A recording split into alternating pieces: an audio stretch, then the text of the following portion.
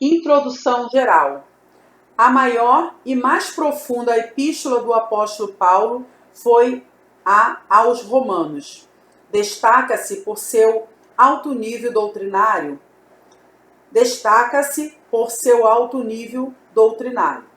Na esfera da teologia, é a mais significativa obra já produzida. Eminentes mestres da Bíblia têm feito declarações que valorizam ainda mais a obra de Paulo e aguçam o interesse do leitor.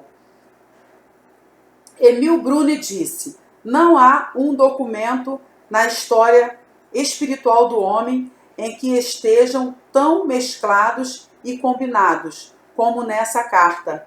O sentimento apaixonado, o pensamento vigoroso e a vontade inexorável. O famoso bispo Nigren disse: na epístola aos Romanos, aprende-se a conhecer como em nenhuma outra parte o que é o Evangelho e qual é o conteúdo da fé cristã. John Knox opina: é o principal livro de texto para o estudo do Evangelho de Paulo. Em consequência, o Evangelho teológico que jamais foi escrito. Lutero, em sua tradução do Novo Testamento, escreveu: a Epístola aos Romanos é o principal livro do Novo Testamento e o mais para evangelhos. Glória a Deus. Tão valioso que um cristão não só deveria saber de memória cada palavra dela, mas tê-la consigo diariamente, como o pão cotidiano de sua alma. Calvino disse: se alguém tem alcançado uma verdadeira compreensão da epístola, tem-se-lhe aberto uma porta para aproximar-se dos tesouros mais preciosos das Escrituras. Clifton J. Allen, em seu O Evangelho segundo Paulo, escreveu: esta carta não é um tratado seco sobre abstrações teológicas. É uma obra clássica de teologia e um tratado primoroso que pulsa com vida. Sente-se aqui o calor vivo da verdade redentora. É o testemunho de um destemido pioneiro espiritual. Ouve-se aqui o eco da certeza da experiência própria. Para aqueles que desejam aprender, a carta aos Romanos é persuasiva e convincente. Para os que são espiritualmente sensíveis, ela aguça a consciência e inspira ação. Para os perplexos e desesperançosos, ela fala com certeza e consolação. Estes testemunhos e tantos outros qualificam a carta aos Romanos como a epístola cujo conteúdo doutrinário é o mais amplo sobre a salvação, sendo este seu tema central, apresentado com isto um sentido missionário. 5 importantes doutrinas bíblicas são apresentadas na carta e obedecem a uma ordem cronológica especial, visto a imperiosa necessidade da igreja em Roma. Alguns problemas de ordem doutrinária obrigaram Paulo a escrever à igreja para dirimir dúvidas existentes. O autor. A melhor maneira de compreender esta carta é o conhecer o seu autor. Vamos voltar aqui. A melhor maneira de conhecer, voltando de novo, a melhor maneira de compreender esta carta é conhecer o seu autor. Muitos livros têm sido escritos sobre a vida deste grande homem de Deus. Suposições históricas têm sido levantadas para realçar a nobreza deste grande apóstolo. Entretanto, tudo o que se conheceu acerca de Paulo encontra-se no Novo Testamento. Paulo era judeu de sangue, da tribo de Benjamim. Aí tem a referência na carta aos Romanos, capítulo 11, verso 1. E natural de Tarso, na Cilícia. Em Jerusalém, foi fariseu zeloso, tendo como mestre e responsável Gamaliel. Atos 22, 3. Atos 26, 4 e 5.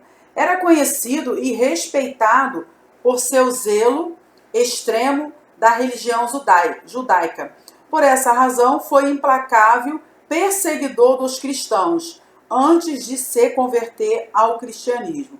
Temos aí algumas referências. Atos capítulo 7, verso 28, Atos capítulo 8, verso 1, Atos capítulo 9, verso 1, Atos capítulo 22, verso 4, Carta aos Gálatas, capítulo 1, verso 13, Carta aos Filipenses, capítulo 3, verso 6, 1 Timóteo, capítulo 1, verso 13. Continuando. Paulo foi contemporâneo de Jesus em sua vida terrestre e certamente conhecia sua fama entre os judeus. Não foi possível gravar até hoje que Paulo tivesse conhecido Jesus pessoalmente, senão pela fama do seu ministério itinerante na Palestina. Na realidade, Paulo o conheceu verdadeiramente no caminho de Damasco. O Senhor já havia ressuscitado e subido ao Pai, quando o implacável Saulo de Tarso preparou-se para mais uma investida cruel contra os primeiros crentes. Mas foi detido pela poderosa luz do Rei dos Reis, Jesus, o Salvador. Uma transformação imediata e regeneradora aconteceu, e ele converteu-se a Cristo. Atos capítulo 9, verso 1 e 29, Gálatas capítulo 1, verso 11 e Gálatas capítulo 2, verso 1. Acompanhando seus passos nos Atos dos Apóstolos e posteriormente em suas cartas, descobrimos em Paulo uma personalidade marcante que muito influiu em seu ministério. Há algo de singular neste gigante da igreja primitiva. Características fascinantes desse grande apóstolo se descobrem em cada uma de suas cartas. Estas características vislumbram num misto de austeridade e ternura, de severidade e flexibilidade, de intransigência e sensibilidade. Em suma, observamos na alma de Paulo a lógica e o sentimento. Os seus ensinos são profundos, porque encerram verdadeiros profundas. Os seus escritos são cristocêntricos e não divagam em superficialidade. Cristo foi seu assunto central nos ensinos e pregações. Sua teologia, profunda e racional, destaca um cristianismo moralista e põe como ponto alto a pessoa de Cristo. Às vezes, o estilo de Paulo parece torná-lo duro e intratável no que tange a sua intransigência em assuntos doutrinários. Entretanto, ele cultivava a simpatia pessoal ao lembrar nomes, enviando saudações aos amigos conquistados no campo missionário. Na verdade, temos muito que aprender da vida deste grande apóstolo. Com indiscutível segurança e sem qualquer resquício de vaidade, ele nos convida a sermos seus imitadores. 1 Coríntios capítulo 4, verso 16, e diz: o que também aprendestes e recebestes e ouvistes e vistes em mim, isso praticai. Carta aos Filipenses, capítulo 4, verso 9. Data e lugar. Não é difícil estabeleceu o lugar e a ocasião em que foi escrita a carta aos Romanos. Paulo fazia a terceira viagem missionária e, quando escreveu a carta, estava na próspera cidade de Corinto, capital da província romana de Acaia, no território da Grécia. Depois de ter passado em Éfeso algum tempo, doutrinando e estabelecendo a igreja ali, Paulo foi a Corinto. Por 3 vezes ficou hospedado na casa do fiel amigo Gaio, possivelmente na primavera de 57 ou 58 depois de Cristo. Desejando voltar a Jerusalém, por considerar ter terminado seu trabalho no Oriente, levantou oferta das igrejas gentílicas para ajudar os crentes perseguidos que passavam privações em Jerusalém. Romanos capítulo 15, verso 25, 1 Coríntios capítulo 16, verso 1 ao 14, 2 Coríntios capítulo 8, verso 1 e 2 Coríntios capítulo 9, verso 15. Com o ardor missionário queimando o seu interior, sua visão evangelística ia mais além, a Espanha. No caminho para a Espanha, Roma era escala obrigatória, por isso Paulo aproveitou a oportunidade para escrever esta carta aos crentes em Roma, visto que desejava expor a fé cristã para dirimir as dificuldades doutrinárias existentes na igreja em Roma, das quais Paulo era sabedor. A igreja em Roma. Subponto 1. Sua origem. Não existem dados históricos que provem com a porquê foi fundada a igreja em Roma. Uma antiga tradição da igreja romana apresenta o apóstolo Pedro como sendo o seu fundador. Esta suposição é refutada pela mais clara evidência histórica. Quando Paulo escreveu a carta, Pedro não se achava em Roma. Se Pedro estivesse lá, Paulo não teria escrito essa carta. Por respeito ao apostolado de Pedro. Vamos voltar aqui? Se Pedro estivesse lá, Paulo não teria escrito essa carta, por respeito ao apostolado de Pedro, bem como ao pastorado de qualquer outro cristão eminente na época. Subponto 2. Suposições históricas. Estas suposições podem oferecer uma ideia possível da origem da igreja em Roma, mas não prova nada. Letra A. Os que estiveram em Jerusalém no dia de Pentecoste, Atos 2:10, e fizeram parte dos 3.000 convertidos ao voltarem para Roma, formariam o primeiro grupo de crentes em Cristo ali. Letra B. Pode-se ter originado a igreja em Roma do testemunho do trabalho de crentes, cidadãos do Império, que viajavam livremente entre Jerusalém e Roma. Outra suposição é de que havia em Roma uma colônia judaica com cerca de 40.000 pessoas, descendentes dos chamados libertos. Estes libertos haviam sido conduzidos como escravos a Roma, vindos da Palestina, trazidos por Pompeu. Mais tarde foram libertos e organizaram sinagogas em Roma, mas muitos voltaram à Palestina em 49 depois de Cristo. Destes judeus, muitos se tornaram seguidores de Cristo. Subponto 3. Suas características.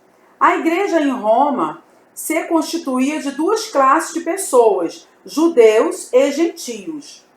Notemos que Paulo não se dirige a nenhum líder espiritual em Roma, pois não se conhecia nenhum nome. Sabia-se que alguns crentes se reuniam em algum lugar, mas havia certas divergências doutrinárias que precisavam ser dirimídidas. Crê-se que a igreja se compunha de, pelo menos, 4 diferentes congregações, a saber, a da casa de Áquila e Priscila, no Aventino, a do Palácio Imperial, a da casa de Hermes e a casa de filósofo. Romanos capítulo 16, verso 3 ao 15. N.com, página 1151. Podemos observar que Paulo não se dirigiu a nenhum grupo em particular, mas à igreja. Objetivos da carta. Notem-se 2 objetivos principais na carta aos Romanos: objetivo missionário e objetivo doutrinário. Ponto 1. Objetivo missionário. Paulo tinha a intenção de levar avante seu ardor evangelístico às terras que ainda não conhecia o Evangelho de Cristo. Sentindo que seu trabalho na Ásia e na Grécia, aí tem a referência a Romanos capítulo 15, 23, estava completo, podia agora voltar sua atenção ao sonho de pregar na Europa, principalmente na Itália e depois na Espanha.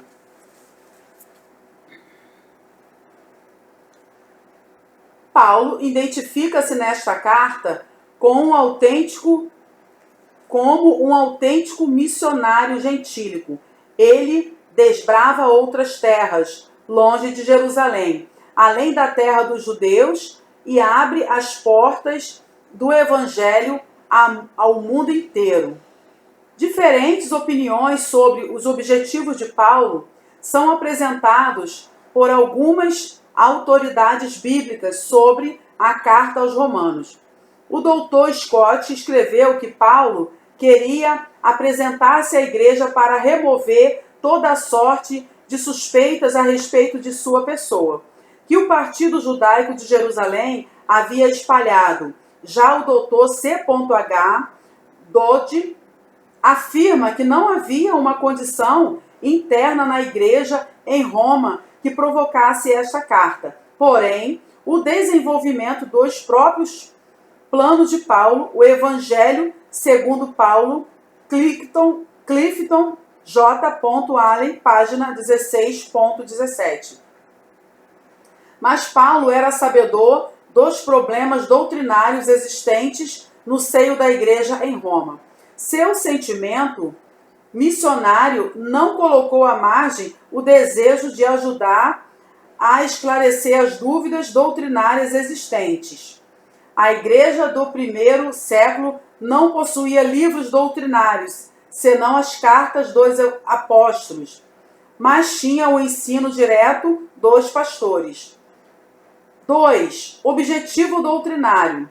Sabedor das dificuldades doutrinárias existentes em Roma, Paulo apresenta 2 razões por que foi escrita a carta. A primeira era preparar a igreja para o seu intento missionário. A segunda razão era fazer uma exposição lógica e compreensiva das verdades centrais do Evangelho. O problema principal constituía sobre os direitos e privilégios da salvação, tanto de judeus como de gentios. Paulo apresenta a doutrina da salvação expondo seu conteúdo em 3 aspectos essenciais: a necessidade da salvação, o caminho da salvação e os frutos da salvação. A exposição sobre a doutrina da salvação não se baseia numa teoria de particular interpretação, mas é inspirada pelo Espírito Santo. A cultura geral do apóstolo Paulo, principalmente sobre o judaísmo, e a sua experiência cristã contribuíram fortemente para a exposição doutrinária da carta aos Romanos, a qual é insubitavelmente um esplêndido tratado teológico. O plano da carta. Numa sequência espetacular, o escritor destaca alguns aspectos principais dentro da sua carta. A doutrina da salvação é apresentada dentro de 4 itens essenciais: o teológico, o antropológico, o histórico e o ético. Esses planos alcançam toda a carta e convém verdades incontestáveis e irremovíveis. Subponto 1. Na esfera teológica, Paulo apresenta a condição perdida dos homens, sem a mínima possibilidade de salvação, por méritos próprios, tanto para os judeus como para os gentios. Logo depois, Cristo é a solução, visto que por sua morte todos os pecadores podem ser justificados da pena de condenação. O pecador é justificado mediante a obra expiatória de Jesus Cristo. Esta justificação é efetuada através da fé confessada em Jesus. É a fé sem as obras da lei.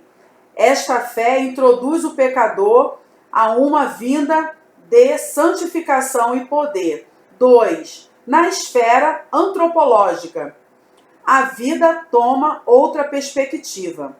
A instrução do privilégio Adão e do segundo Adão coloca o crente de frente à realidade espiritual. O primeiro Adão foi vendido pelo pecado, mas o segundo Adão venceu o pecado e venceu por todos os homens.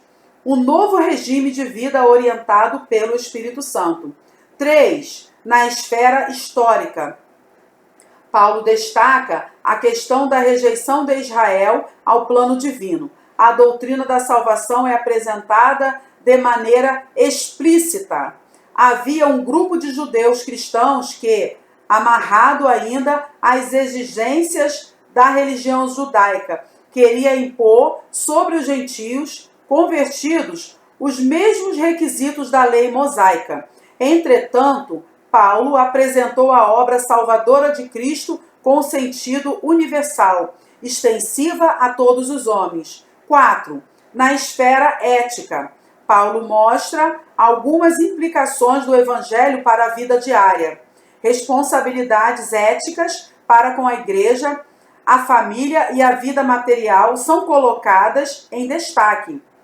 Não pertencemos ao mundo, mas estamos no mundo. João capítulo 17, verso 11 e 16.